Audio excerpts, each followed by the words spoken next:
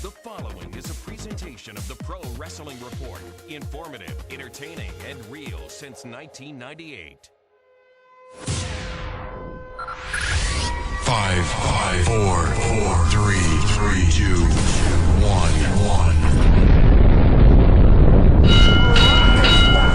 To scratch and major itch. So enjoy your fruity pebbles, you yabba dabba bitch. They've killed him! And CM Punk, and I am the voice of the voiceless. Be the man. You gotta beat the man. Woo woo woo. You know it. I got okie doke by Little Jimmy. Live from the Pro Wrestling Report studios in Milwaukee, Wisconsin. This is Monday Night Meltdown with your hosts, Damian Nelson and David Hero. I'm proud to say we're doing things the Vince McMahon way. That's the bottom line. What? Cause Stone Cold said so. Bringing you all the latest news and views from professional wrestling. Monday Night Meltdown is on the air.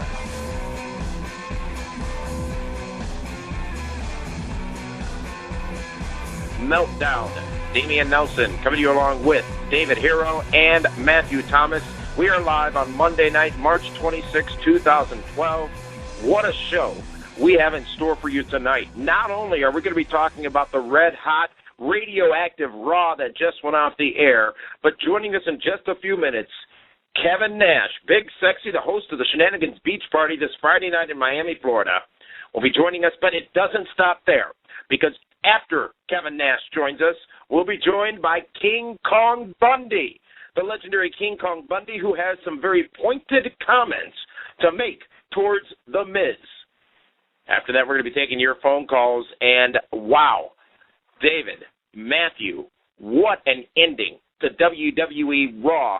The Rock and John Cena brought it to Atlanta's Phillips Arena and just sold the remaining 2,000 seats or 7,000 seats that are empty at Sun Life Stadium for Sunday's WrestleMania. An amazing performance by not only The Rock, but also John Cena tonight. David, lay it down. Let us know what you thought of those active comments. You know what? I waited 2 hours for something amazing, and it finally happened when The Rock and John Cena put all the nods aside, all the funny ha-has, all the fruity pebbles, all the rock concerts and the rap battles and everything else, and they just tore it. They just peeled everything back and let two guys talk out loud what they've both been thinking for the past year. And if you were not going to order that pay-per-view before, by watching what just happened tonight makes you want to make sure you don't miss out on Sunday's WrestleMania. Matthew Thomas watching as well. John Cena was real. The Rock was real. They went personal at each other tonight. And whether it's real or whether it's made up, it doesn't matter because it was brilliance, I felt anyways, to end WWE RAW tonight. What did you think? You talk about talking them into the building. I don't know if you've got a better example than what we just went off the air with. I mean, from the words to the emotion that you can see, you know, clearly with both guys. I mean, what an incredible build, what an incredible, you know, end to the go-home show before WrestleMania. And like you said, anybody that was on the fence before this, I mean, that's going to get them to click the buy button. That's going to put them in the seats right there. It's all about moments. And from that promo, as you dissect it, as it settles in over the course of the next few minutes, you start taking things away. And the couple of comments I took away was the exchange between Cena explaining why he dislikes The Rock. He went away to do movies. He has always been in WWE, talking about himself. He has been a longer active employee or member of the WWE roster than The Rock was. And I thought it was very brilliant that The Rock just stood there and let him talk and burned a hole through him with his eyes and just let him talk. And John Cena didn't flinch. He just kept bringing it. Cena he's never scared, if you will, as it pertains to The Rock. But then when The Rock gave his rebuttal about John Cena talking about the people, you know, maybe it's a perspective from where I come from where I watch it. The Rock hit the nail on the head and almost dismissed everything John Cena said with his comments. David Hero, your thoughts? You know, The Rock just sat there, cool, calm, and collective, and he let Cena go on his, what, you want to call it, like the Harry Potter trilogy or whatever of novels of a promo that he cut? I mean, my God, it went on forever and ever. And you know what? The Rock wasn't pacing back like a caged tiger or a lion. He just sat there and absorbed it. And when he finally got to look at John Cena and say, you know what? I just don't like you. Boom. There it was. That was a punch, right in the face, saying, hey, I hate you. These two guys, I mean, honestly, and we'll talk about this on Be the Booker this week, I don't know which way they're going to go with it. Both guys came across as being so confident that they're going to win. This is going to be one of those matches that you just have no clue, much like when it was Rock and Hogan or Hogan and Shawn Michaels. You have no idea who is going to go over in this match.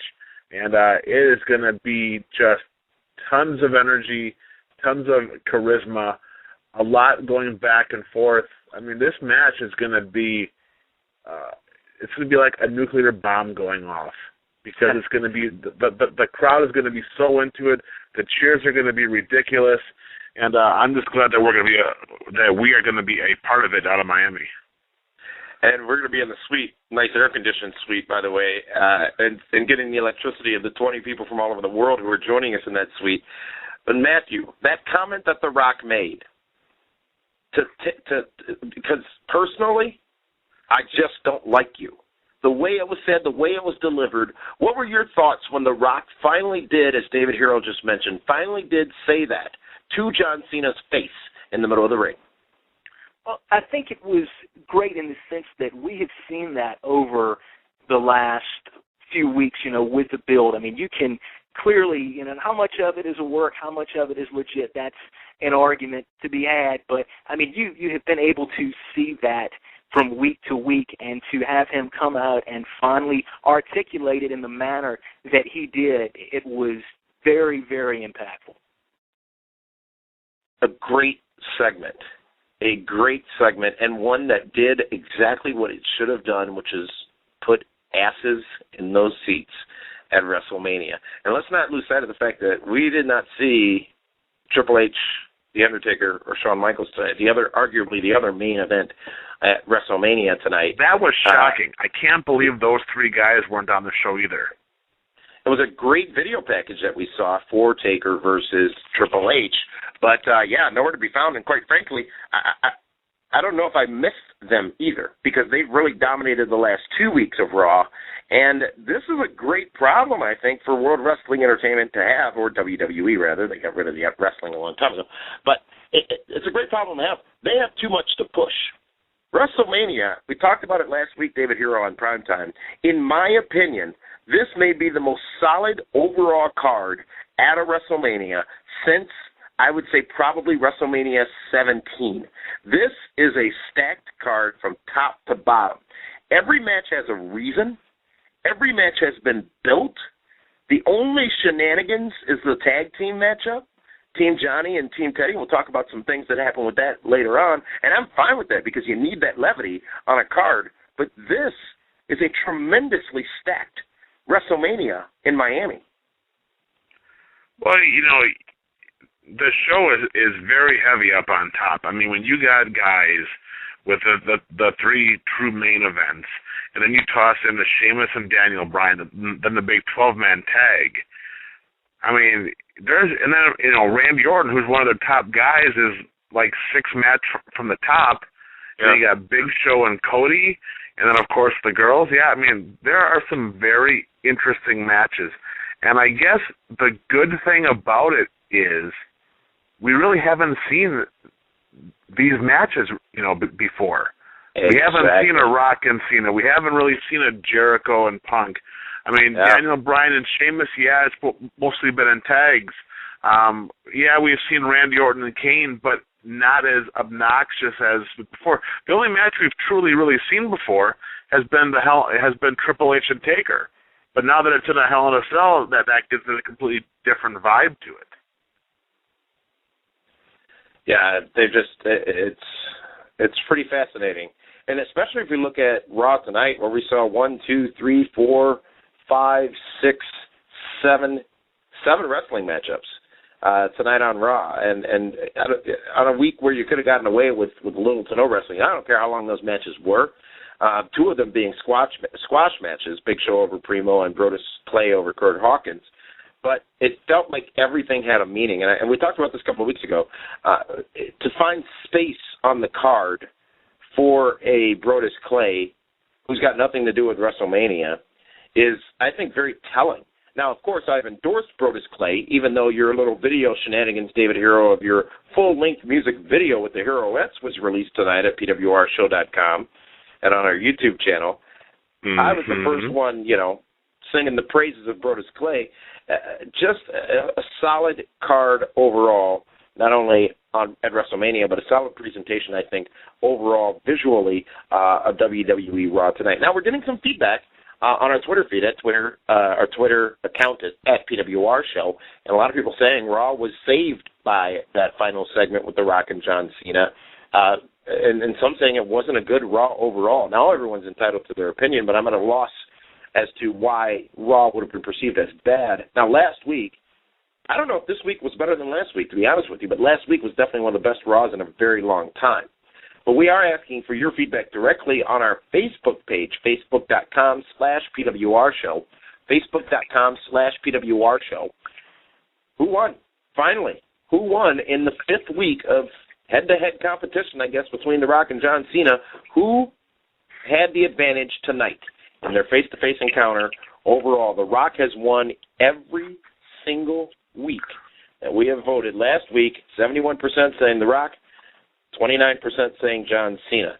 I would venture to say that we might get closer to what the first week was, 55% for The Rock, 45% for Cena, because it seemed split right down the middle.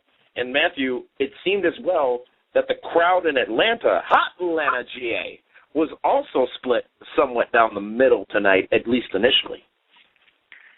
Didn't it, though? And I've got to say, Rock's initial segment when he came out there, I thought I was probably the least impressed I've been with that portion of it since, we've been seeing the Rock week to week. A few rough patches there, making reference to Civil Pie prior to correcting himself, with the Civil War pie there. Yeah. So a couple of hiccups there. I thought Cena had a great performance tonight. I've been kind of leaning the way of The Rock here in recent weeks with the back and forth between the two guys. But, the way I saw it, I was very impressed with the performance Cena put on tonight. We've talked about this as well, speculating as to what's going to happen in Miami. Miami, The Rock's hometown, it seems obvious. It also seems somewhat that there might be a little bit of a turn more towards Cena and somewhat away from The Rock. David, you've been adamant that it's Miami. It's The Rock's hometown. The crowd in Sun Life Stadium is going to be behind The Rock.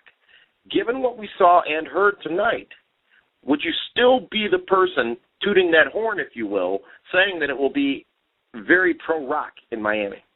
Well, it's going to be tremendously pro-Rock. It's going to be obnoxiously pro-Rock. I mean, he is the great one. I just can't imagine him not going over. I really can't. I don't understand why he would even come back and do the match to lose at his hometown. Well, we had also talked about perhaps The Rock would be inducted into the WWE Hall of Fame this year, with it being in Miami and his hometown. That would not be the case. However, we would find out tonight who the inductees were for the Hall of Famers, the announced class, if you will. And one of those people was Christian, who was taken out by CM Punk after CM Punk was enraged by Chris Jericho. Chris Jericho, of course, playing the family game with CM Punk again, saying to CM Punk that he is not only going to expose him as a fraud, but also saying that he is, well, the true definition of a bastard, even though his mother was the only member of the family that was not an embarrassment. This, of course, made Punk just a tad upset. He attacks Christian, takes Christian out. Christian, now out of the matchup at WrestleMania, and replacing him on Team Johnny is surprisingly, Drew McIntyre. However, I can support that. This too is not only getting personal between these two, but I think, because let's keep in mind, Jericho hasn't been in the arena for the last 2 weeks either. They have deliberately changed course, if you will, with this match and the story behind it, especially when CM Punk said tonight that this isn't about my family, this shouldn't be about my family, they're off limits.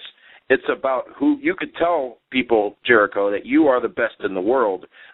It seems as if they sort of acknowledged that the storyline was maybe not picking up as much steam as it could have, and really injected a shot of adrenaline into the buttocks of both Punk and Jericho with this storyline.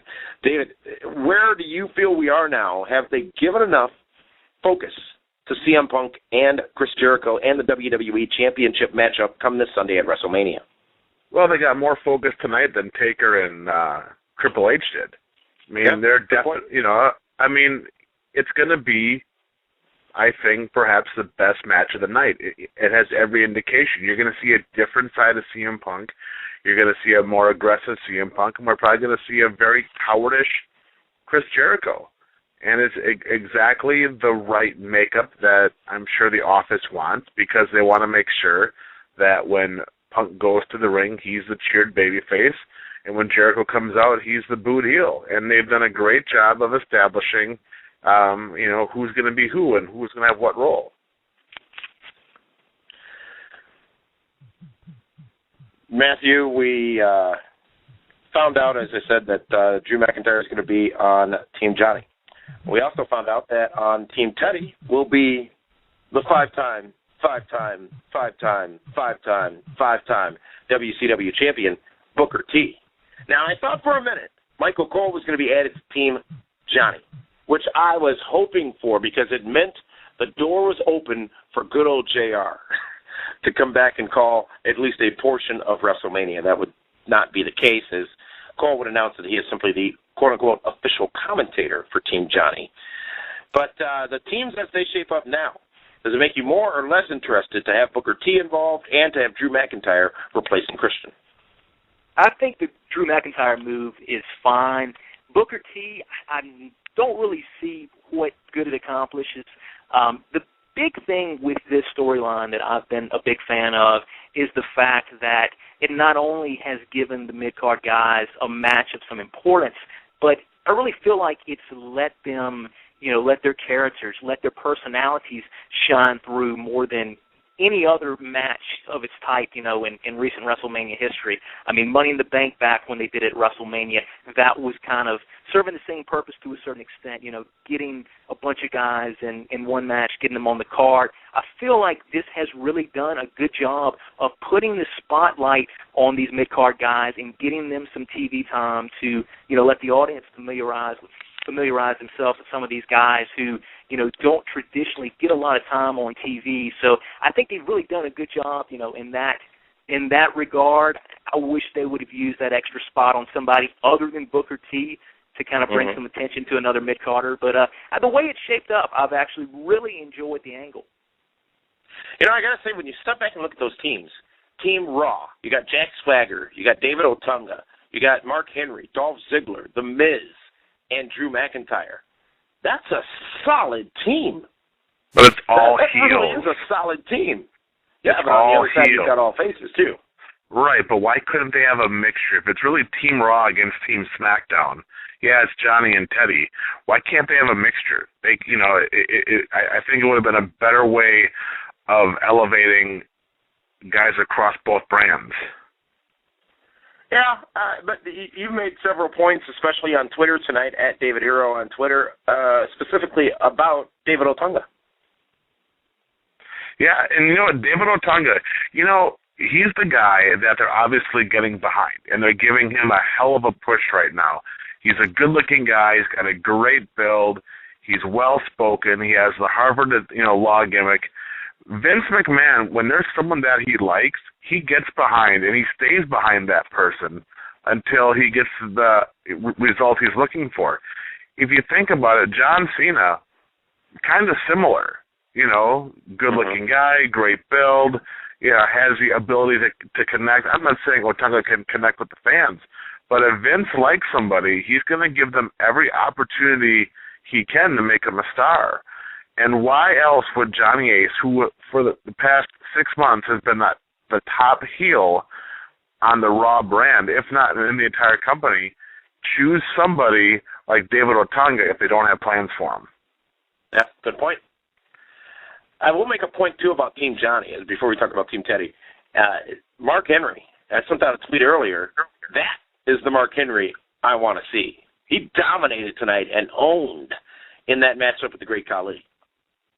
You know, and I didn't like that match. I mean, you have the two biggest guys on each opposing team going at it. And that's the match when they finally were to get in the ring together with each other in Miami on Sunday night, is the oh my God moment. You know, where like these two beasts are finally going to lock up, and who's going to be stronger? Who's going to be the one that is going to win the test of strength? The unstoppable force meeting the immovable object. Exactly, and you have a 2-minute squash? Are you kidding me? That right there takes those two guys, at least Khali, out of the mix on Sunday. Yeah. You know, I got to say this. Team Johnny Ace thinks he's tough, and I don't want to get too close into be the booker here, so I'll let Matthew talk about this. Team Johnny, tough. You know, there's a bunch of serious guys over on Team Johnny. We just went through the list. Team Teddy, you got Great Khali, you got Truth, you got Santino, you got Kofi Kingston, and you got woo, it's Zack Ryder, and then recently added Booker T. Matthew. It's almost like a comedy troupe. Not talking about their physical skills or abilities in the ring, but their characters, their personas, if you will, being led by a man who is a bit of a parody of himself as well, Teddy Long. Sure, it's definitely the team that the fans are behind. I mean, you look at Santino, you look at Teddy Long. I mean, it's definitely got some fan backing there. So it's going to be interesting to see how it plays out without a question. I personally hope, I've enjoyed this Teddy Big Johnny storyline, and I hope it actually goes a little bit beyond WrestleMania. You know, I've been thinking all along, you know, it's 2012, it's an election year. Maybe at some point we can have, you know, some type of election between these two. You know, put it to the WWE universe to decide who the permanent GM is. I mean, could you imagine the debates and with them utilizing YouTube like they are now? I mean, stuff that you don't necessarily have to take up TV time with. I think it would be gold. So I'm actually, regardless of the outcome, kind of hoping for a little bit of a continuation of this to some degree after WrestleMania. Great comments. And coming up in just a few minutes, we're going to be joined by Kevin Nash. Big, sexy Kevin Nash is going to be joining us on the phone. I'm sure he has some very interesting things to say about WWE and Raw tonight, The Rock, John Cena, and all the other great matchups on the card. And we're going to be seeing Kevin Nash in just 4 days' time, the big Shenanigans Beach Party. More information on that. And if you watched Primetime last week, if you missed this party, you are indeed a square, because we have added so many great names. 11 big stars going to be a part of the Shenanigans Beach Party. But going back to Raw tonight, Cody Rhodes. Now, I've endorsed him. Oh, really? I had no idea. I have endorsed him. And tonight, he had some quotables, if you will. What was it? A woolly mammoth chasing a cheetah or something like that, and then saying you're going to big show yourself at WrestleMania. The endorsement of Cody Rhodes happened a long time ago. The fan acceptance of Cody Rhodes happens more and more week after week after week. And really, David, in all honesty, how could Cody be anything but destined for greatness given his lineage? Well, he's messing with the largest athlete in the world. He's been antagonizing nonstop. You know, I don't want to start a Be the Booker segment tonight, but boy, if you look at how most of these matches go, they get bullied. The babyface, the good guy, eventually comes out on top. And I think Cody Rhodes has been bullying and antagonizing Big Show an awful lot. If Big Show does not go over, he looks really, really stupid. Yeah. I'm not sure in the casual fan's mind he will. It's almost like you have certain brands in wrestling. And I think Big Show is a brand that really can't be tarnished too much. I don't think, much like Rey Mysterio wasn't damaged for it because Cody beat him last year at WrestleMania, I don't think that Big Show would suffer any ill fate when he loses to Cody Rhodes on Sunday at WrestleMania. You know, I got to say this. Wow. WrestleMania. We leave for Miami in just a few hours, and it is going to be an amazing atmosphere on South Beach in Miami, and all the literal shenanigans that are going to be going on all throughout that city. Primetime's going to be taped and going to be on location in Miami this week from Sun Life Stadium in South Beach. It is, you know what, a lot of people have said this on Twitter tonight, at PWR Show on Twitter. It's good to be a wrestling fan right now. Oh, absolutely. It feels good. It feels damn good. And you got to give, and I don't necessarily care what people think of this statement, but you got to give a vast majority of that excitement, that credit to The Rock. Because if you step back and look at what this WrestleMania would be if not for Rock Cena, there's nothing there. There's just nothing there. Yeah, absolutely. I mean, there's no other match that can just, take that spot. Let's go around the room now and go to the Raw Roundabout and get thoughts from the rest of the Pro Wrestling Report broadcast team just before we take Kevin Nash here on the program. And let's first go to the lovely social media diva, Linda Kay. Hi there. I was definitely impressed with tonight's Raw. And WWE did a great job in elevating the Punk and Jericho storyline, and of course with Rock and Cena. I was waiting for that final stare down between the two of them, and we got it as Raw was ending. Guys, I'm so excited for this match. I'm going to be going crazy in the suite at Sun Life Stadium, so look out. Linda, what exactly do you mean by crazy? Just my excitement. I'm going to lose my voice. I think we're going to have the Jameson going, flowing. Cheers to everywhere. The freaking weekend. I'll drink to that. Linda, get some rest. We got to get on a plane and get down there and get some work done before David Hero arrives later in the week for WrestleMania and the shenanigans. But let's continue going around the room, and let's talk to the man who's taking things in charge of things, rather, behind the scenes here on the Meltdown, the man they call Meathead. Meathead, Raw tonight. What was your takeaway moment? What did you think? Well, takeaway moment's got to be, Rock Cena. Obviously, it was well worth the wait. But I struggled a little bit with Raw earlier, too. It just felt like it wasn't that the Raw was bad. It's just that you were waiting for Rock Cena. You knew it was going to be Rock Cena to finish it off, so that's why Raw may have felt a little flat. I mean, everything was great, and, after second viewing, say tomorrow or the day after, Raw looked good, but the takeaway was the Rock Cena was the finish. The part I didn't like was definitely the Zack Ryder stuff. And the Divas match. It was awful. Hey, come on. Eve, she's endorsed. It's a Not prerequisite by that... Oh, well, your endorsements wouldn't matter anyways. For all of you listening... I endorse Meathead. That wouldn't matter to me. For all of you listening in Milwaukee, Meathead and Frank Costantino are going to be down at Karma Bar and Grill Sunday, where you can watch WrestleMania for free. Sunday night, WrestleMania, Karma Bar and Grill. Get there early. Enjoy some great food, great drinks, great fun at Karma, partner of the Pro Wrestling Report, to be a part of WrestleMania 28. You can watch it at no charge. Hey, Danny, don't we have gimmicks to give away, too? I'm sorry? Oh, it said, don't we have gimmicks to give away, too? I heard that we might be giving away some prizes, too. Not sure what they are, but we're giving things away for free. You're in charge of that function, so let's see what you show up with. Anyways, all right, there you go. We've got Kevin Nash on the line. We're going to go to him in just a minute, so be sure to call your friends, tell somebody. The big, sexy Kevin Nash is going to be coming up in just a moment here on the Pro Wrestling Report Monday Night Meltdown. But before we do that, we're going to take a very brief timeout, and when we come back, big, sexy Kevin Nash. This is the Pro Wrestling Report Monday Night Meltdown. Monday Night Meltdown continues after this, live on Blog Talk Radio.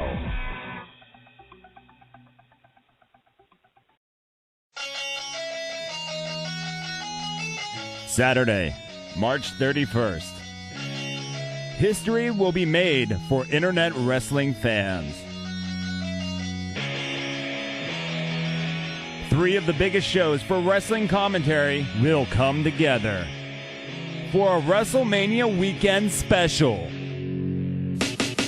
Pro Wrestling Report's Damian Nelson and David Hero will join with Aftermath's Artur Okal and Jimmy Corderas, who will join with Chairshot Reality's Justin LaBar and Josh Eisenberg for a WrestleMania special weekend. Friday from 7 till close, join the 3 shows at the 2nd annual Kevin Nash WrestleMania party at Ocean's 10.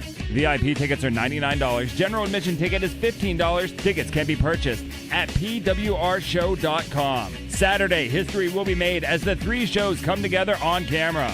1 p.m. at Shuckers Bar and Grill. Come be a part of the taping for the WrestleMania special that will air WrestleMania Sunday on WrestleZone.com.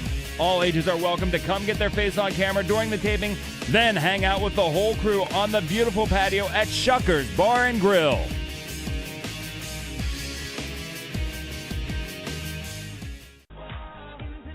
Covering pro wrestling like no other, this is Monday Night Meltdown live on Blog Talk Radio. Welcome back to the Pro Wrestling Report Monday Night Meltdown. We're live on Monday, March 26, 2012. It is WrestleMania season, WrestleMania 28 this Sunday from Miami, Florida. The Pro Wrestling Report is going to be all over town, a huge weekend full of events, starting with the big Shenanigans Beach Party Friday night at Ocean's 10 on South Beach on Ocean Drive, followed up on Saturday by the big taping with the Pro Wrestling Report, Chairshot's Reality, and Aftermath. And then Sunday, sweet and sexy, it's the WrestleMania Suite event from the Pro Wrestling Report. It's a great weekend to be a wrestling fan. But, you know, we can only watch it from afar. It is always great to be able to welcome guests onto this program who have been a part of those huge mega events, WrestleMania being the event of events. And right now we are joined by Kevin Nash, the man who is also going to be hosting, along with X-Pac, Friday night at the Shenanigans Beach Party on South Beach. Kevin Nash, welcome back to the Pro Wrestling Report. Always a pleasure to have you on. Thanks, man. How's it going? It's a tremendous night. Big sexy. Are you ready for Miami? Actually, I just got to have my blood changed out. Man, Keith Richards just got back from Switzerland, so I'm ready. Well, Kevin, WrestleMania, like I said, this Sunday, you obviously are aware of what's going on. Big matchups featuring people you know very well. The Hell in a Cell match, one of the 2 main events for WrestleMania. It's Triple H versus the Heartbreak Kid, versus The Undertaker, rather, with the Heartbreak Kid Shawn Michaels as a special guest referee. What perspective can you share on what you're expecting to see in this matchup?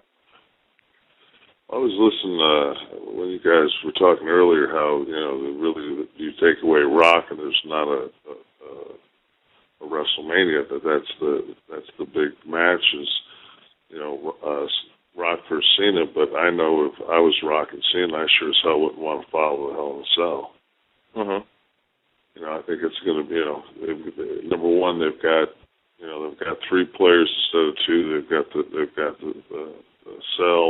They've got the storytelling ability. You know, what Taker and Triple H did last year was amazing.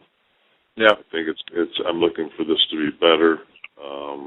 The thing is that I think they've done a really good job this year. Is you really don't know who's going to go over in these matches. And yep. I think that, you know, I think they've made people, you know, actually this is one of those things where you have to buy it. And you know, I don't know who's going to go over in Cena Rock. I don't know who's going to go over in Taker and Triple H. I mean, I don't even know. You know, I'm not certain on the Punk and Jericho match. Mm-hmm. So, and you know, and I wouldn't. You know, I mean, that Jericho Punk match has a chance to be the Steamboat Savage match. Yes, absolutely. It has a chance to be that sleeper that all of a sudden you just go, whoa. So there's a lot. There's some really good stuff on the card. It's going to be a great 4 hours. It's going to be, you know, it is a great time to be a wrestling fan. Nobody does it like the WWE either. It's this is the Super Bowl, and we're all lucky enough to be a part of it. Now, Kevin, as you look at these matchups, and as you just said, there are so many matches where you just don't know what's going to happen. Is that an element that, for the last couple of years in professional wrestling, has been missing? I think so. I think another thing is that I had one of my buddies who's is definitely smart, and he was talking to me the other day, and he said, "Geez, the last 4 weeks there's been more physical contact on the Antique Roadshow than there has on Raw." And I said, imagine that, not hot-shotting the pay-per-view and actually making people buy it to see the fights. Yeah. It's like, you're the only show in town. Maybe you should make somebody, if you're going to charge somebody, this is it. Like, this is, I'm predicting this being probably the biggest selling WrestleMania. I can't see it not doing around 1.4 on buys. Yeah. So, I think this is going to be huge. Great venue, great city. It's going to be sweet. What is the one match you're looking forward to seeing the most? Just because two of my best friends are in the cell, of course, I'll be taking particular, but there's nobody that's not looking forward to seeing The Rock. To see how they get out of it. Mm-hmm. That's, somebody gonna get beat clean? Is somebody gonna, is this the first of three? Do we go, somebody goes over clean here, somebody goes over SummerSlam, and then we have the third one at WrestleMania next year to be the rubber match? I don't know how it's being booked. I have no idea, but do you get one or do you get three? Mm-hmm. So one of the things that people have talked about with this year's WrestleMania is, yes, it's going to sell a ton of pay-per-view buys, but they've also brought back Jericho, they've brought back Triple H, Undertaker, Shawn Michaels, and The Rock. 5 guys from the Attitude Era that you were a big part of are the ones that are being used and being the focus points to sell this pay-per-view. Do you think that that's because the development of some of the younger stars hasn't been as strong as they had hoped for? Or what do you think is going forward? They've been talking about the end of an era. Is this the end of the Attitude Era at this pay-per-view?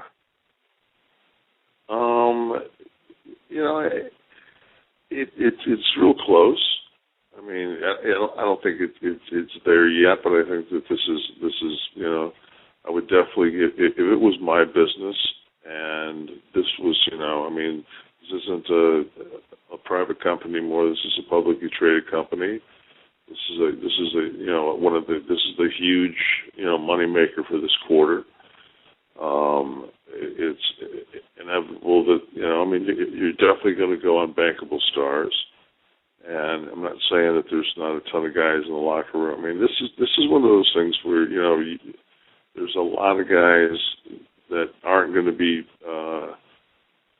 used, to their fullest because, they are using other guys. But, Jericho's coming in, but he's going against CM Punk.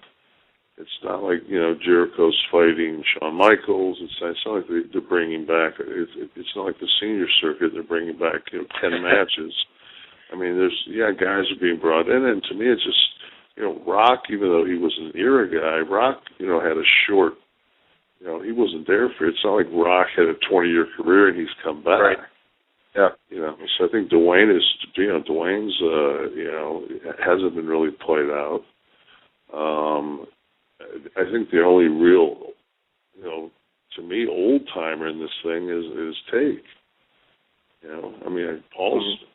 Paul's only 42 years old.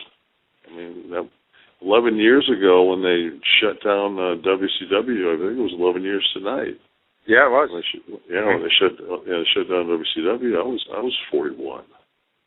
I didn't feel like I was at the end of my run. Mm-hmm.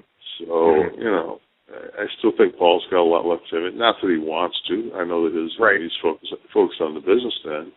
But, you've got to do what you have to do to you only have so many opportunities in life to make this kind of a, buy. And this is a business situation. I mean, the other guys will all get their chances, but right now it's with the world kind of looking down at it, you got a chance to bring in a guy that's,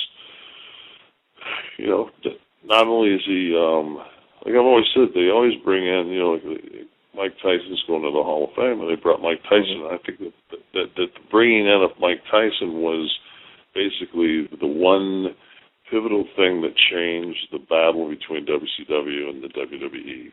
I think that Tyson WrestleMania was the changing point. And they've got an opportunity to bring in somebody with the same kind of star power as Mike Tyson. They're bringing in Dwayne, who just happens to be one of the boys who just happens to have done $1 billion in box office, motion picture-wise. So, I mean, not only are you bringing somebody in, that you don't have to worry about, snugging one of your guys with a non-working bunch, but, the guy that you're kind of focusing and bringing in as your celebrity star is one of the boys. So, I mean, it's just, it's kind of a perfect storm. And once again, I mean, I think everybody's really pretty excited about it because, everything's just, the stars kind of feel like they've kind of aligned perfectly for this WrestleMania. And I just hope that, that it ends up panning out to be what we all expect it to be. This is the Pro Wrestling Report. We are live with Kevin Nash, Big Sexy Kevin Nash, talking about WrestleMania, talking about the really amazing card top to bottom. And, Kevin, I think it's important to ask because everyone's talking about it nowadays. Most recently, X-Pac was also going to be joining us Friday at the beach party. All this talking about The Rock and whether or not he should have that place on the card at WrestleMania. Now, we've talked on this program before about your reputation at times backstage and the misconceptions that those of us who are outside of backstage have about what's going on in the minds of some of the people that are making these decisions. Well, what do you make about all this discussion from some of the wrestlers, both publicly and privately, about the fact that The Rock is taking away their spot, if you will, at WrestleMania? Well, I mean, you can only have your spot taken away by somebody that can take your spot away from you. Yeah. I mean, it's as simple as that. I mean, if Shawn Michaels was in his prime, do you think Shawn Michaels would be going out last? I think he would. Yep.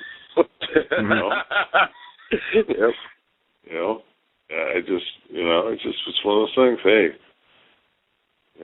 Rock's the Rock. He came out at Survivor Series, and I was sitting at the monitor, and I was looking, and I said to a couple of guys sitting there, I said, "Isn't it amazing that he's the only guy that actually looks better than his video character?"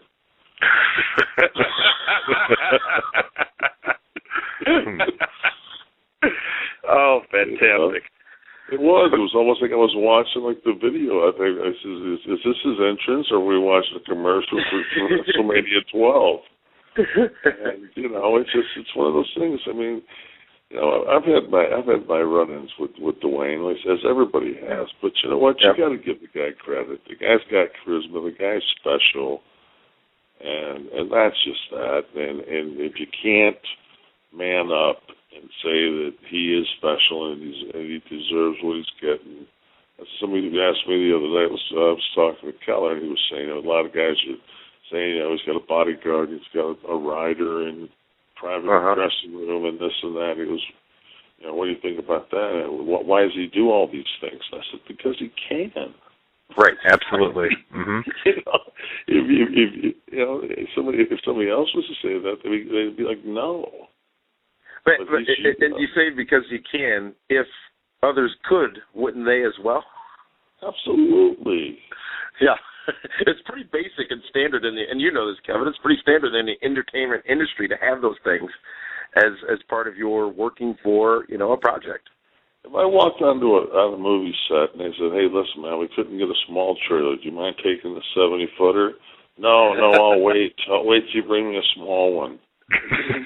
Come on, really? Everybody. I mean, National Rental Car makes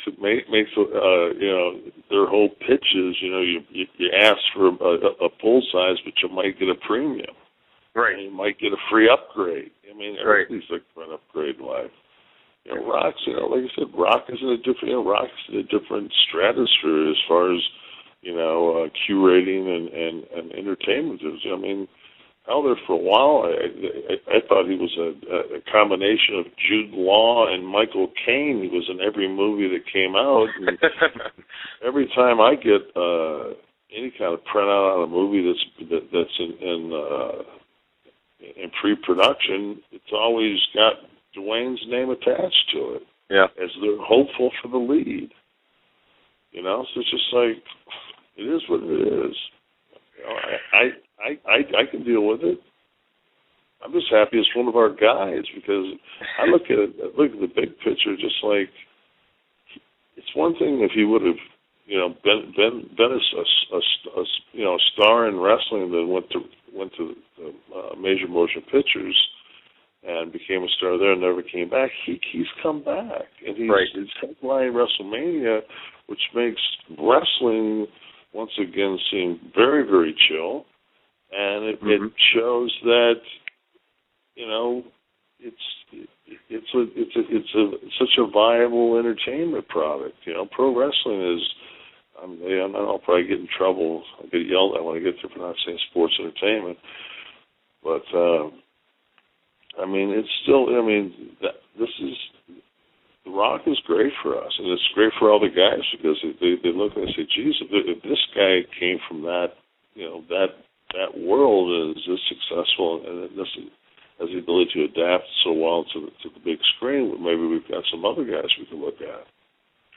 Kevin, why do you think The Rock came back? I'm sorry? Why do you think The Rock came back?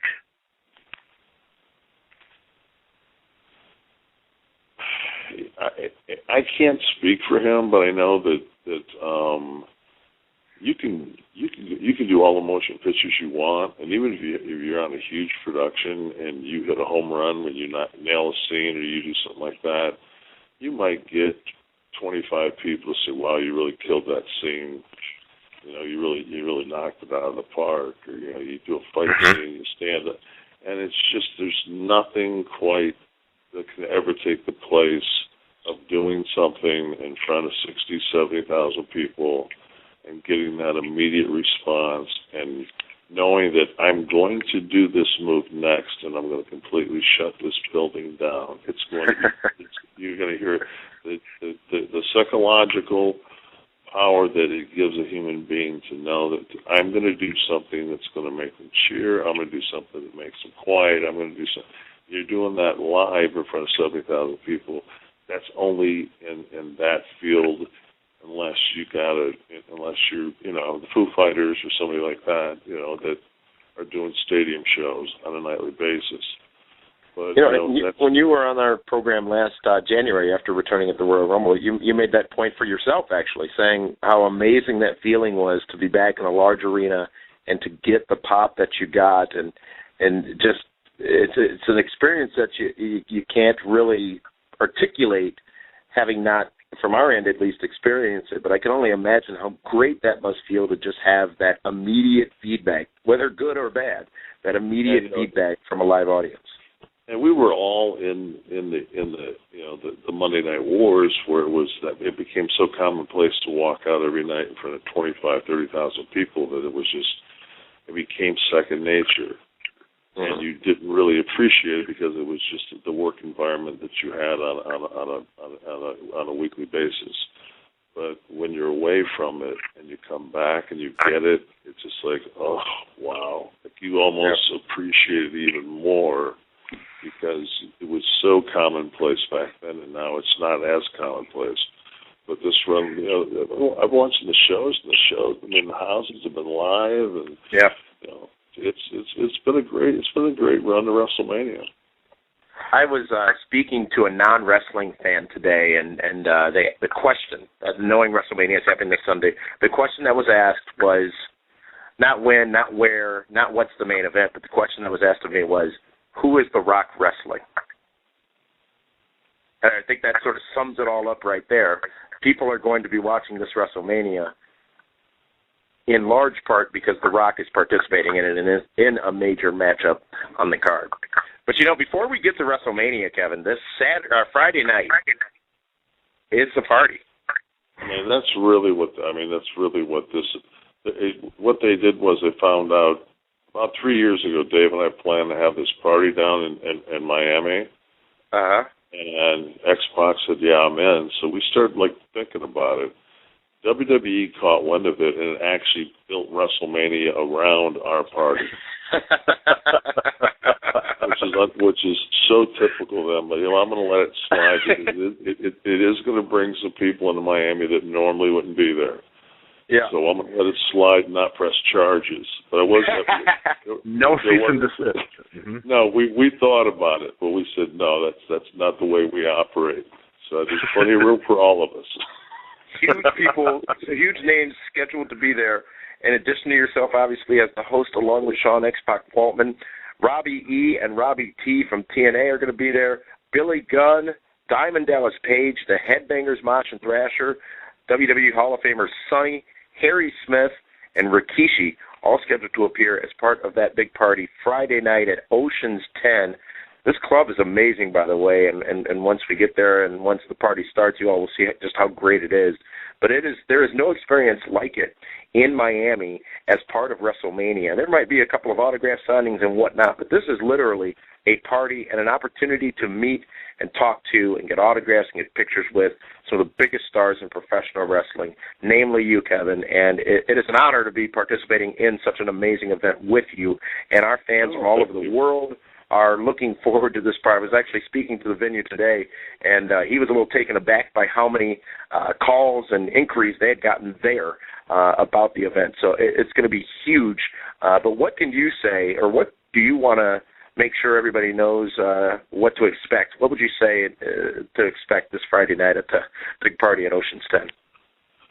Well, I think that what we're trying to do is, this is going to be a huge weekend.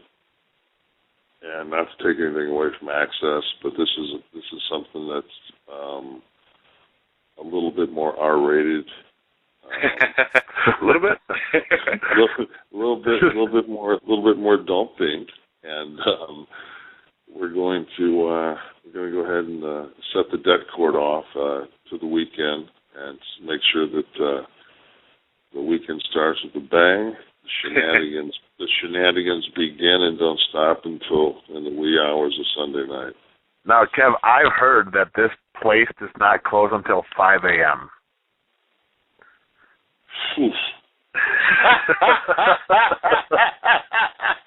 That sums it up, folks. All that means is bring your shades. That walk out to the car is going to be rough in the morning. Oh, my gosh. Yeah, Diamond Dallas Page, do you think he's going to be bringing the YRG on Friday night? Oh, there's no doubt.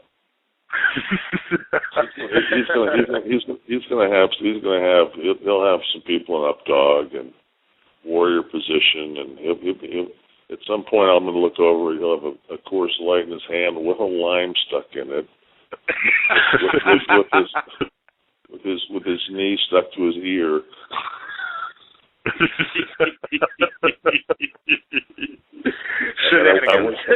Exactly. I wouldn't want it any other way.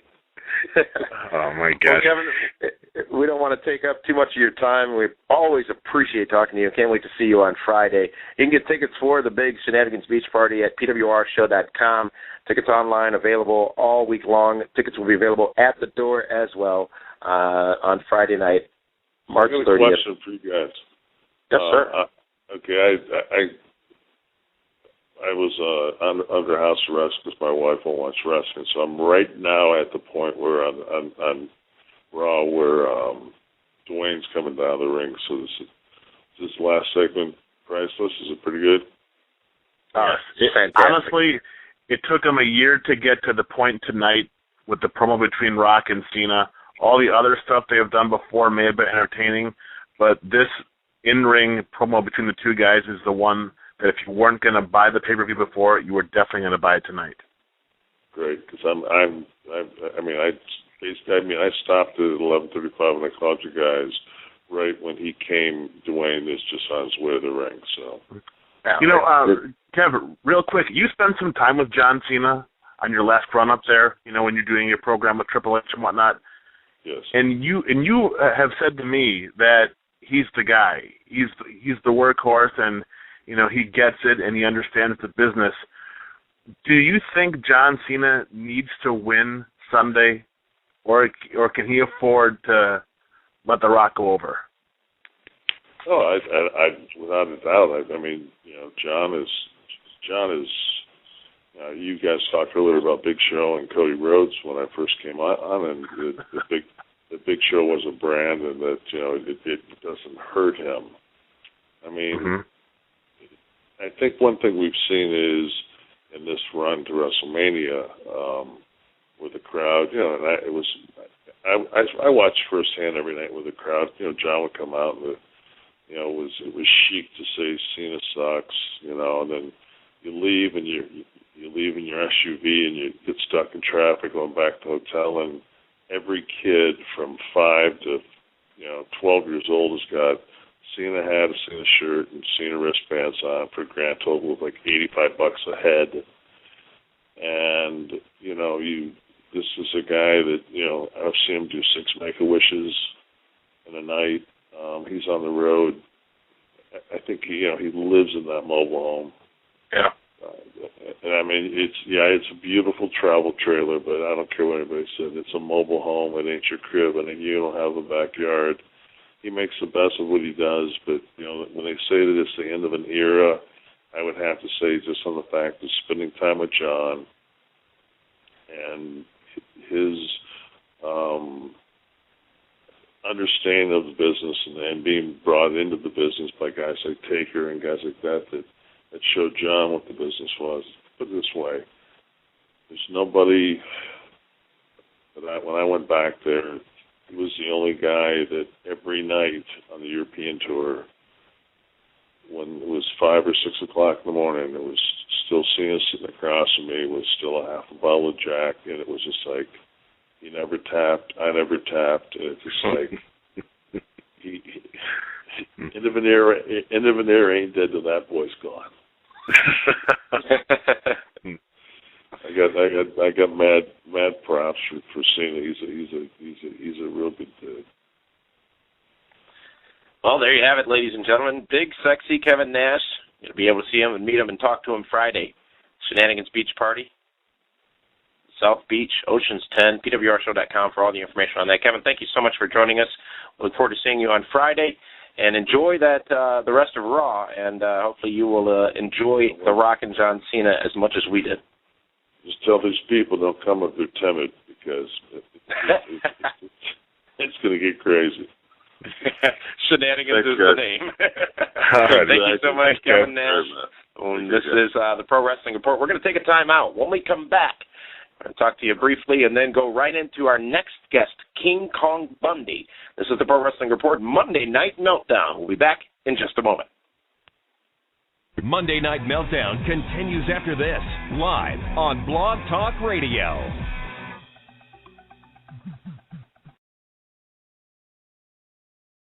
Pro Wrestling Report Monday Night Meltdown, an amazing episode of WWE RAW tonight, the go-home show going into WrestleMania. But we've talked enough about that because right now we have a legend with us on the show.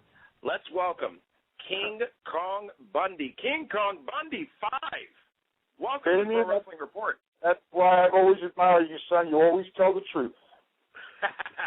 What's going on, guys? Spoken to you, but it's always great to have you on as we go into WrestleMania 28, obviously this weekend down in Miami, Florida. But first, you've been very, very vocal on Twitter at RealKKBundy on Twitter, especially since last Monday night when The Miz had Damian Nelson's pride and joy, The Miz. I am a fan of The Miz. However, his comments of last week, where he specifically called you out, Bundy, and referenced you as, quote-unquote, a WrestleMania failure, that definitely was surprising to you, from especially what we saw on Twitter. What would you like to say to The Miz? Because we know he's listening right now, as far as what he had to say last week on Raw. Well, number one, I'd like to say to him, you're a turd, okay? #turd. I wrestled in more main events than you have matches, okay? That's number one, Miz. Number two, people can learn from my WrestleMania. What did he call it, Dave? A fall from grace? I was the top heel in wrestling for probably 4 years, and then all of a sudden I just lost my wrestling skills. And I can tell you what happened. I stopped practicing my wrestling skills. Before that, I would practice like 5-6 hours a day, and then I just quit practicing my wrestling skills at all, and that's what happened. It had nothing to do with falling out of favor with the Office. Nothing to do with not having my head up Vince McMahon's ass like the rest of the guys did. Nothing to do with it. It's just a total erosion, a total depletion of my wrestling skills. That's what happened there. So you lost a step, is what you're saying? It had nothing to do with politics, nothing to do with how good your legs looked in tights, any of that kind of stuff, did it? I thought that was him at first, Steve. I'm disappointed to hear that with you.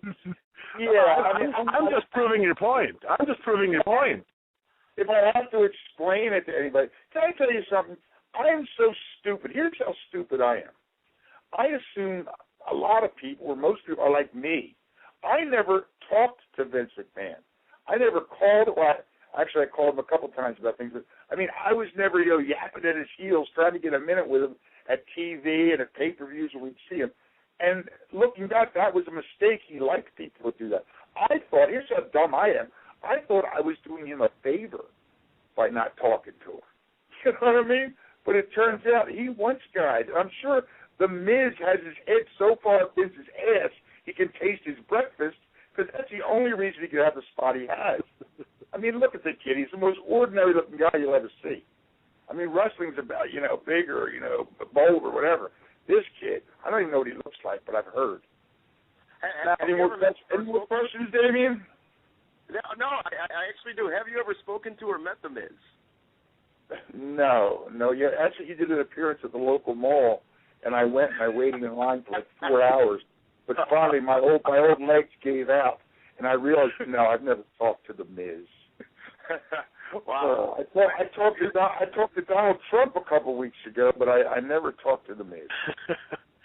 King Kong Bundy, guys like Rowdy Roddy Piper, the Iron Sheik, yourself, Ravishing Rick Rude, Mr. Wonderful Paul Orndorff, guys could draw a ton of heat by just being that heel. How do you think the current crop of heels, guys like The Miz and a Chris Jericho or a Daniel Bryan, compared to the guys from the mid to late 80s, early 90s, how have you seen the change and the difference in the wrestling stars? Well, first of all, in my opinion, they look like little kids, most of them. And I'm not saying I always hated old guys were bitter and ran down the young guys, but this guy brought this up. They look like little kids to me. It looks like little kids in the ring playing. It doesn't look like men in the ring. They don't look like me and Hulk Hogan and Don Morocco and people like that. They look like little kids, and it's good because that's who watches the show now, little kids. You ever go out and see a wrestling T-shirt anywhere? Wrestling is so dead right now. I don't know what are the ratings like, Dave? Well, that's more Damien's specialty, but I believe Raw is what 3.2 or a 3.4. Does that sound right, Damien? Yep. But what does that mean?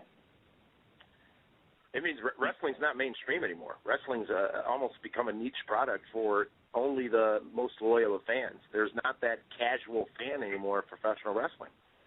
That's exactly right. And I think the reason, a big reason is they have main event matches on TV every week. It used to be, if you wanted to see top guys against top guys, and I think I've said this before on the show, guys, if you wanted to see top guys against top guys, you bought a ticket or you bought a pay-per-view. Now they just have them every week. I'm just online here. I want to see what the stock is at. I remember it was around $17. Now it's $8.99, so it's less than. It's just about a little more than half of what it was last time I checked. It was a while ago, though. Yep. And So I actually read from the Miami. Oh, go ahead. Go ahead, guys. I actually read an article today published by the Miami Herald that talked about the things you just brought up, the ratings, the business, the $30 million they've lost on this failed movie venture, and the fact that they only made $25 million in profit last year, whereas a couple of years ago they were making $50, $60 million in profit. The business itself is challenged at this point, and I think, and we've talked about this on this program, David Hero, and Bundy, you're pretty much solidifying it now, there's no larger-than-life stars. If you look at who is arguably the newest, biggest star in wrestling as of late, you're talking about probably CM Punk. And CM Punk, while he has a unique look to him, he's not really larger than life. And that's the best of the bunch right now in professional wrestling. I actually was talking to Howard Finkel a while back, and I said, this guy CM Punk, he's one of your top guys. And nothing against the kid, I never met him, but I can't see it. Mm-hmm. I just can't see it. Yeah. You know, I heard the stock used to pay a real high dividend. The dividend yields at 5.46%, which is pretty good nowadays. But financials with King Kong Bundy. Yeah, you can get a 6% yield with Verizon or AT&T. I'd rather have those than WWE. I wouldn't want my life savings there. I always thought there'd be some kind of giant. There still may be some kind of giant scandal where it comes out the books were cooked, and some kind of financial scandal. I'm still waiting for that to happen. It wouldn't be very surprising, to be honest with you. No, it would not be shocking at all. I actually heard the McMahons, who are certainly the principal stockholders, that I heard this a couple of years ago, they weren't taking their dividends so they could maintain the dividends for the other shareholders. But I just think wrestling, it's just not what it was. It used to be, sometimes I'd be out somewhere and somebody would see me, oh my God, it's Ted Bundy, the serial killer. And I'd say, no, I'm King Kong Bundy. I'm the good Bundy. Now when it happens, somebody says, are you King Kong Bundy? I say, no, I'm Ted Bundy, the serial killer. But I've really gotten better. I'm a lot nicer now, and, they let me go. I don't want to admit to being a wrestler no more. Go ahead. When you talk about WrestleMania, and there's, two guys that come to mind. It's Hulk Hogan and The Undertaker. And you, King Kong Bundy, main evented with Hulk Hogan WrestleMania 2. And then, of course, you had, I believe it was match number 5 or 6 of The Undertaker's streak at the time. What was it like with Hogan in the main event, which I'm sure you've answered a million times, and then going to work with The Undertaker? Well, The Undertaker match, I did not do a single promo on TV for The Undertaker match. So it was kind of like, not one single promo. Huh. That was always, I can talk as good or better than 99% of the guys in this business, then and now, and I defy someone to dispute that. You're not disputing, are you, Damon? Absolutely not. No, I'm no, better. Place. Because I defy you.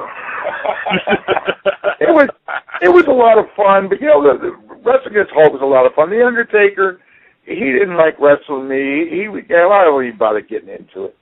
We had a couple matches, and my spots are very simple, and I don't forget them. I may suck in the ring, may be slow, whatever, but I don't forget the spots, and the spots are forgotten. And I think it was kind of a ball break. I didn't even get into it, But because at that point I knew they weren't doing anything with me, so I got a little payday. That was it. Well, King Kong Bundy, we're just about out of time here. It is always a joy to speak to you, and especially, like I said, being in this or watching wrestling for as long as that I have and as long as Dave has, which is, of course, longer than me, we all remember King Kong Bundy in WWE, WWF, and WrestleMania. There's so many names that are synonymous with WrestleMania, and King Kong Bundy is definitely one of those names. And hopefully, at some point, WWE will come to their senses and properly recognize those accolades that you certainly deserve. And I can't wait to find out what happens when you and The Miz meet face-to-face, or, Miz is probably just a little shorter than you. What will happen, there'll be a little splotch of grease on the floor that used to be The Miz. That will happen. Hopefully it'll never happen, because I don't want to go to jail for manslaughter. You know what? Before we go, Damien, before we go, there's been a lot of talk on the internet and, of course, on Twitter, King Kong Bundy and the Hall of Fame. What is your take on the Hall of Fame? and you not being inducted yet? Well, because Pete Rose and Vern Gagne never wrestled there. He'd nothing against Coco, but he's in there. I just, I wouldn't complain about being in it. Well, I don't complain about it, but I wouldn't mind if there weren't so many people there that, don't deserve to be in there as much as I do. But it's something like, that's the furthest thing from my mind. So next year when WrestleMania is going to be at Giant Stadium in New York / New Jersey, and you get the phone call from the office saying, we want you to be in the Hall of Fame, is that a yes or a no answer? I don't know. I think it's very rude and very disrespectful what they've done. And something, I'll tell you some guys, I was the type of guy, I never once refused an accommodation. I never once didn't do my best to make the other guy, to make what the office wanted to happen, to make that happen. I always tried to make that. You take Paul Orndorff. Paul never tried to make anybody else look good. If he wasn't going over, he wasn't happy, and it showed. I had a match with the Giant. I can't remember the circumstances, but there was a man. I told him this before. He just said, screw you, Bundy. But it was me and the Giant, and Paul just messed up. I remember we were talking in the shower about it. I called him in the shower. I mean, not to fight or anything. Paul's a tough guy, I've heard. But I just say, Paul, I really don't appreciate what you did. And basically, he told me to go screw myself again. But I look better than him now compared to what I used to look like. I still look the same, Damien. I tell people, that's how you look good when you're old. I look like crap when I was young. I look like crap now. You should put on about 150 pounds and start smoking. Guys, thank you so much. It's always a pleasure being on your show, and I really appreciate you having me on. Thank you thank you very much. At Real KK Bundy on Twitter, a barrel of laughs all the time, and you never hold back on Twitter, so be sure you go out and follow King Kong Bundy. It's at Real KK Bundy on Twitter. Bundy, thank you so much for joining us. We'll be right back right after this timeout right here on Pro Wrestling Report, Monday Night Meltdown. Missed an episode on the Pro Wrestling Report? Thanks, pal. Subscribe to the show on iTunes and take the show with you wherever you go, even in the bathroom.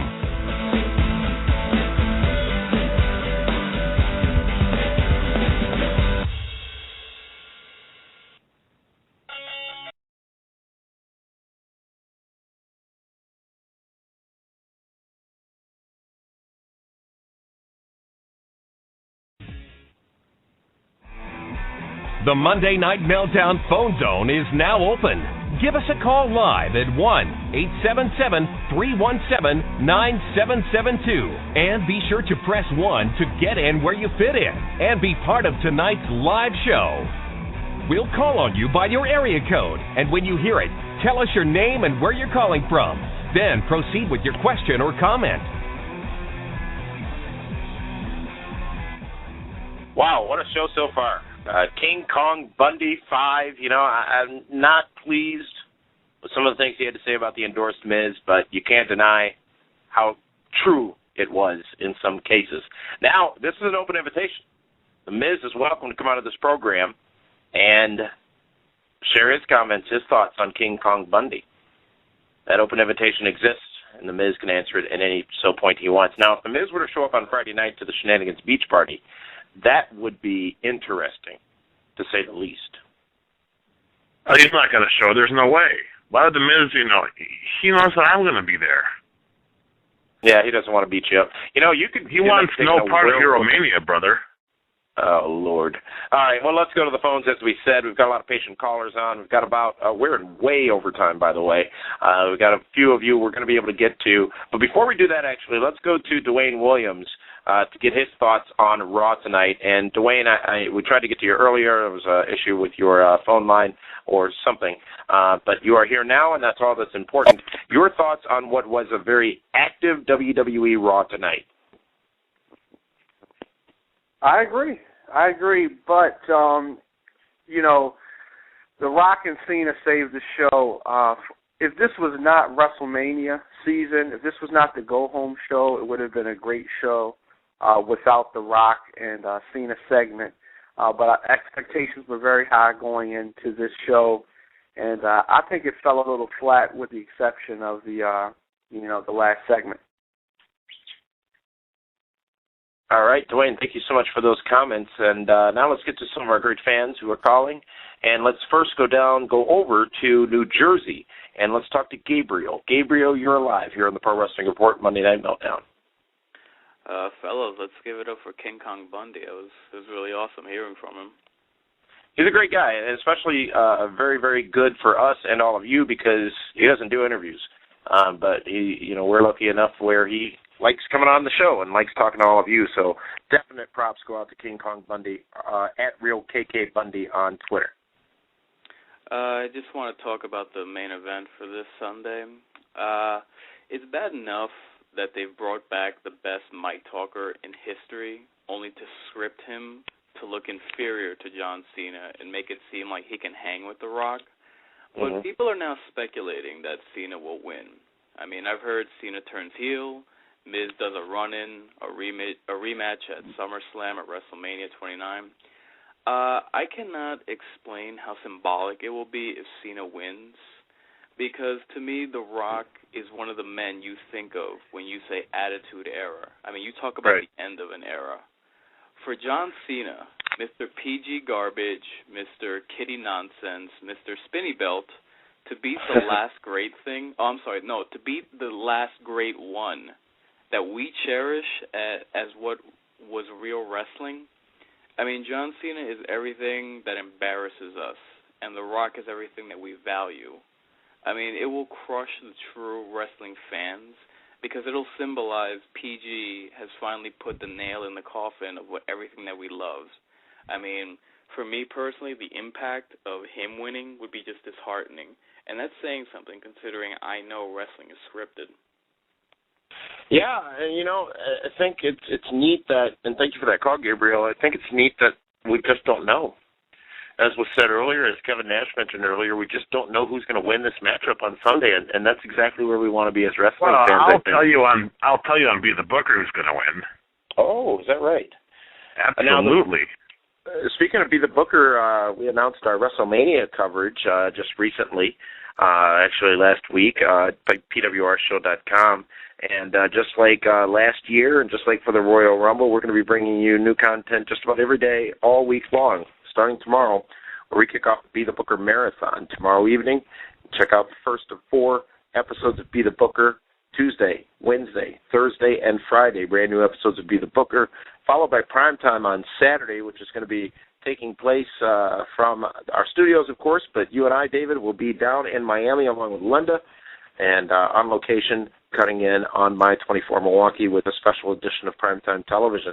And then on Sunday, starting at 12 noon, these episodes only to be seen at PWRshow.com. It's the WrestleMania flashbacks as we look back at the last 5 years of WrestleMania, starting at 12 o'clock p.m. Central Time, going all the way through 4 o'clock p.m. Central Time. All that will be followed by a very special Summit episode featuring the group from Aftermath, Artur Ocal and Jimmy Corderas, along with Josh Eisenberg and Justin LaBar from Chairshot's Reality, and yourself, David Hero, along with me. Also, I really hope you behave on this.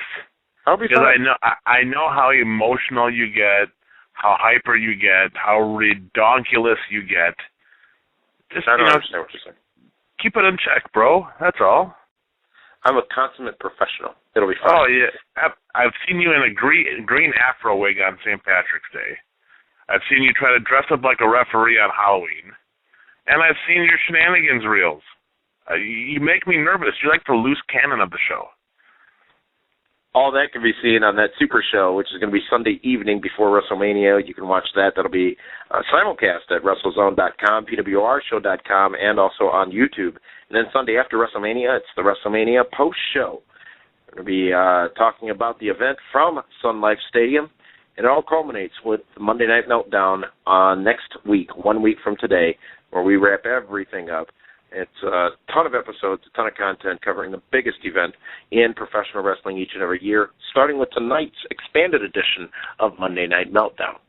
Again, PWRshow.com is a place you can go to get all that content. Let's go back to the phones, and let's go down to Mobile, Alabama. CJ, you're live. Hey, fellas, how y'all doing today? Tremendous. All right, fellas. I just wanted to get in a comment on the main event for WrestleMania. And I just wanted to say this. Just watching Monday Night Raw today, it pretty much just goes down to one thing. It just solidifying each man in two different categories. With The Rock, he's fighting for his solidified spot as a Hall of Famer, like Hulk Hogan, like Macho Man Randy Savage. I mean, well, soon to be Macho Man Randy Savage. But you also have Cena. Cena just fighting for his spot to be called the man, to get respect from people like you or fans like me. If John Cena wins, it's going to be a disaster. But if Rock wins, Rock finally can get his spot as being a Hall of Famer, which he should. I mean, he doesn't wrestle really too much anymore. He needs to be in the Hall of Fame. Yeah, and CJ, I think one of the things we talked about was who would be going into the Hall of Fame this year, and whether it would be Randy Savage or if it would even be The Rock. And I think it's a foregone conclusion that The Rock will at one point be inducted into the Hall of Fame. But I wonder if announcing his induction this year would have made the outcome of the matchup too obvious. Now, maybe not, because Ric Flair got inducted into the Hall of Fame and then lost. So I don't know if that would mean anything, but I think down the road, if not next year, The Rock will definitely be a member of the WWE Hall of Fame. Thank you very much for that call down in Mobile, Alabama. Let's go now to Detroit, Michigan, the Motor City, and let's talk to Jason. Jason, you're live. How you doing, David Hero? Hey, my man. Hello? Yeah, I want to congratulate you guys on the show. I've been following you for a whole year now. I finally made it, and I have two comments. First, on the main event of WrestleMania. I've been a wrestling fan since '85, so, I know what I'm talking about. And if Cena wins at WrestleMania, Detroit riots, and it's going to be the end of the world as we know it, for real. Armageddon's coming, Cena wins. And I'd just like to say The Rock has to win because Cena knows he has to win that match because that would be like Hulk Hogan versus superstar Billy Graham, and Graham comes back from a 7-year hiatus and beats Hogan. You'd be traumatized, just like I was when Warrior beat Hogan. I was traumatized. So if Cena wins, I'm going back to my childhood. I'm going to kill myself. Like, really, he cannot win that match. Well, that's pretty extreme, Bromigo. I would think it easy. Win. Well, thank you for that call. I'm sorry. Seriously. Thank you for that call, Jason. I'm Detroit. Jason, I mean, he's passionate about this. Does not want to see Cena win. Well, The Rock is the great one. Who doesn't want to see The Rock win? I think there are a lot of people out there who don't. I bet it's 70-30. Ooh. Have you been doing 70-30 for The Rock. Got it. Let's go to our next caller who calls us from Jackson, Mississippi. Kevin, you're live on the Pro Wrestling Report Monday Night Meltdown. Go ahead, Kevin. Yes, this is Sergeant Robinson, the jabroni-beating, pie-eating, trailblazing, eyebrow-raising. Hey, WWE, I don't need any luck because your boy, John Cena, he just claims old stuff. I was calling an event because I'm tired of the way the WWE been treating The Rock. I do not want that corporate tool Cena to win. I do not like him. I can't stand him anymore. Everybody knows that Cena's jealous because if he was in the same shoes, The Rock left on top when he was healthy. What do you want, Rock? What do you want, Cena? You want him to wrestle until he's broken down, have an injury, and no disrespect to the Draws, have an accident in the ring like Draws, some permanent injury or something? What else do you expect? I mean, just because you're a failed bodybuilder, don't get mad at the man because he's more successful than you are. Don't be mad because he was in the same boat like you were. They said die, Rocky, die. He got over it, and so do you. And if Cena wins, hey, Miami, if y'all hear me, I say riot. Wow. All right. Well, Kevin, thank you for that call from Jackson, Mississippi. You know, David, Matthew, I think one thing that is very clear, and let's get your thoughts first on this, Matthew, is there is an amazing amount of passion out there amongst the wrestling community about this particular matchup. And to be so passionate about one or the other of the participants, I think shows not only the significance of the matchup, but the importance of the matchup. Because I can't think back to a time in recent history where there's been this much emotion tied to a single wrestling contest. I would think that the closest thing would be CM Punk versus Cena at Money in the Bank when, after Summer of Punk and all that. But this passion is just, it's unrivaled. Without a doubt, and I want to go back to something one of the callers earlier tonight referenced concerning a Cena heel turn. And outside of being concerned about your personal well-being, being in Miami, could you imagine Cena doing something to win underhanded and the reaction in Miami to turn Cena heel in The Rock's hometown? If it's ever going to happen, I don't know of a grander stage to do it on. And just thinking, you still see the Bash at the Beach clip of Hogan with the NWO heel turn. I mean, could you imagine the reaction from the crowd if that does happen on Sunday night? I talked to quite a few guys that have been involved in WrestleMania matches, and a lot of them have told me this is the perfect storm. If there was ever the opportunity, the chance, the want to turn John Cena a heel, it would be Sunday in Miami. It's the perfect scenario to do so. But you got to wonder, is the WWE willing to pull the trigger on something this huge? Their big golden goose, their cash cow, all the merchandising sales. Very interesting. John Cena has gone out there and publicly said in interviews he's not going to do it. Is that just him saying that, knowing that that's the plan? It's good. Right. It's, what, and Damien, I've said this so many times before, it's always right in front of us, and we don't see it. Is this that moment? Is The Rock the catalyst to turn John Cena heel? We'll find out Sunday at WrestleMania 28 from Miami, Florida. Gosh, again, just an amazing amount of passion, an amazing amount of emotion surrounding this WrestleMania, surrounding this event, and the comments of Kevin Nash earlier on, the comments of King Kong Bundy earlier on. Everyone's talking about these matchups. Everyone's talking about this event, and the wrestling world will come together in 1 week's time in South Florida. Let's get to our final caller of the evening, and we're going down to Arkansas. John, you are live here on the Pro Wrestling Report, Monday Night Meltdown. Evening, gentlemen. Well, WrestleMania is upon us, and let me say this is the most exciting hype I think I've seen in quite a while. As far as who should go over, it's really one of those things, what do you want to do? Where do you want to go direction-wise? Do you want to be dangerous and pull the trigger like Dave said and make Cena a heel? Because it's like what you guys said, great catalyst opportunity. I mean, turn him against a beloved character like The Rock in The Rock's hometown. Or do you do what I think would be smart, and you put Rock over and you leave it open to where you could do something again down the line. Mm-hmm. I mean, booking in advance shows us that people will watch to see what will happen, even in the age of the spoilers and all that. Yeah, I would tend to agree, but there has not been, and thank you for that call, John, there's not been one single leak, if you will, pertaining to potential match results for this matchup or any of the matchups at WrestleMania.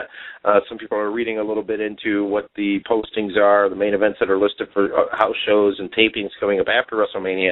Those don't mean a damn bit of thing because card is subject to change, of course, without notice. But, I love not knowing. We talk about Jim Ross a lot, and we heard a lot of his voice tonight on those awesome video packages that aired. And, he said that a lot of times when he was sitting at ringside, he chose not to know what the results of the match was so that intrigue was still there, that interest was still there, and that natural reaction and natural emotion. You can't fake that. I don't think The Rock faked it tonight. I don't think John Cena faked it tonight either. That is what's making a good match at WrestleMania. As we talk about The Rock and John Cena, we'd be remiss if we didn't mention that hour-long documentary-style special that aired before WWE RAW, which I can't think of a time when something specific to a single match has aired or been put together on television like that for WWE. They've had the Road to WrestleMania events, and they've had the WrestleMania previews or the special Saturday night events or what have you. But this was very, very special, and I think really did a tremendous job of giving us insight into both men and giving us more of that buy-in, more of that emotional investment to be a part of and to purchase and to attend WrestleMania this Sunday night. Another great effort by WWE. It was. You know what? It was the only part for me that was great, Damien, was that last 10 minutes. Otherwise, the rest of Monday Night Raw did not do anything for me to want to buy WrestleMania until that promo. I mean, watching the great Khali and Mark Henry wasn't going to make me want to buy it. Watching, Santino and David Otunga wasn't going to make me want to buy it. And even the match that opened the show with Randy Orton and Kane and Sheamus and Daniel Bryan Danielson was kind of flat. I mean, there wasn't, and the way they booked the matches tonight is very confusing as to what their plan might be on Sunday in Miami for WrestleMania. Well, we'll find out just less than 1 week away in Miami, WrestleMania. It's all going to happen right there in front of us, and it's going to be a great show Sunday, post-show, and then next Monday for Monday Night Meltdown. A lot of people were asking David Hero for an update on the draft after the last pay-per-view from TNA Victory Road, and I am very pleased to report that you are, and I congratulate you, David, because you've done relatively good. You've done somewhat decent in this draft. You've accumulated 2,840 points. It's a great job.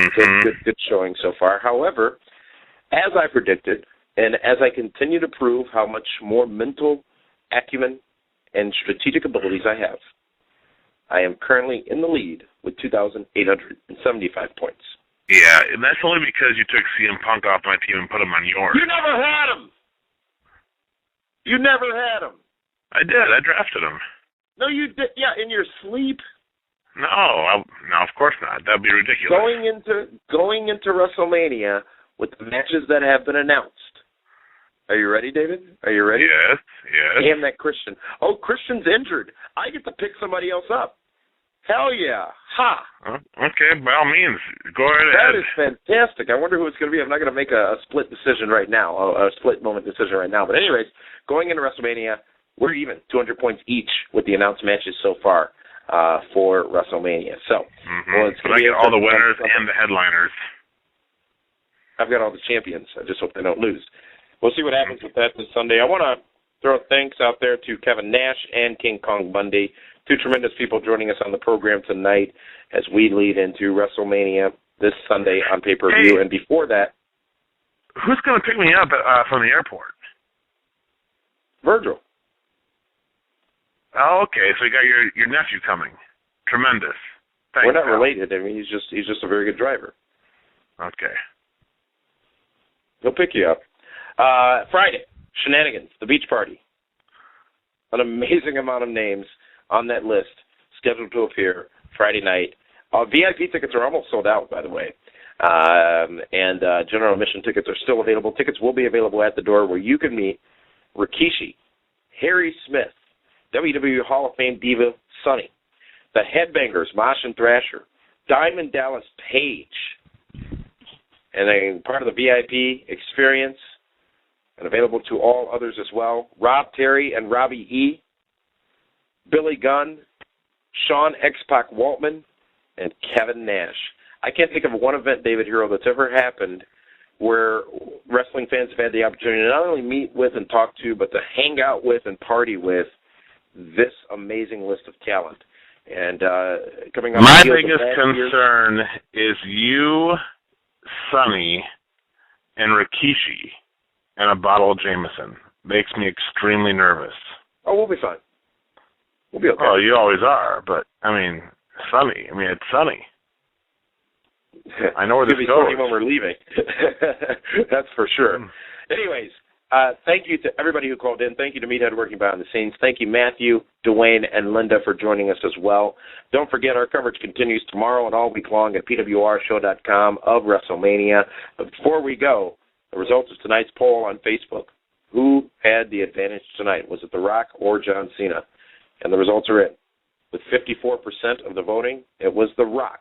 Again, a 5th week in a row win to John Cena's 46%. However, a lot closer, as we speculated at the beginning of the program, than it has been in prior weeks. So, the time for talking is over.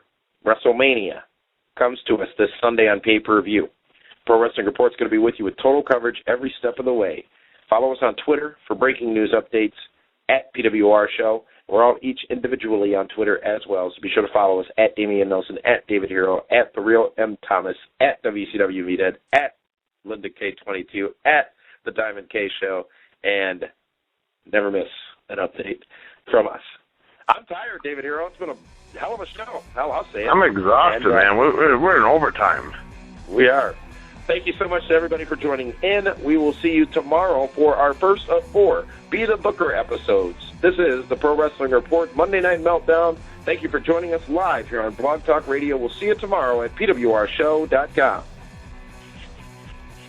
This is the Pro Wrestling Report. Informative, entertaining, real.